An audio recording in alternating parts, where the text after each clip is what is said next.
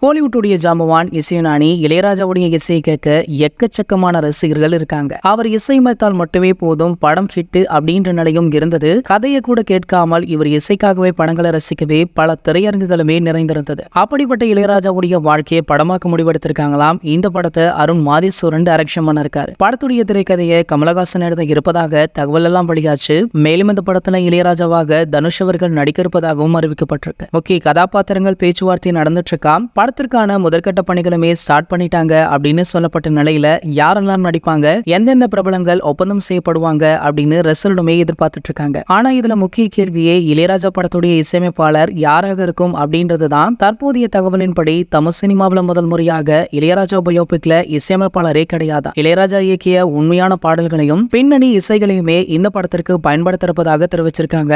மேலும் பாத்தீங்கன்னா சமீப காலமாகவே இளையராஜா பிரச்சனை சமூக வலைதளங்கள்ல அதிகமாக இருக்கு. ரீசெண்டாக ரஜினி சாருடைய கூலி திரைப்படத்துடைய ப்ரோமோ ட்ரீசர் வெளியாச்சு. இந்த ப்ரோமோ ட்ரீசர்ல இளையராஜாவுடைய முந்தைய படத்தின் இசையை பயன்படுத்தியிருக்காங்க. சோ அவருடைய அனுமதியின்றி இந்த இசையை பயன்படுத்திட்டாங்க அப்படின்றதுக்காக அவர் கேஸ் எல்லாம் போட்டிருக்காராம். இதனால இந்த விஷயம் சமூக வலைதளங்கள்ல ஒரு மிகப்பெரிய பேசு பொருளாக மாறி இருக்கு. இது ரஜினி சாருடைய படம், கண்டிப்பாக ஒரு பிரம்மாண்ட படம் அப்படின்றதுனால இந்த விஷயத்தை காதும் வச்ச மாதிரி முடிச்சிருக்கலாமே.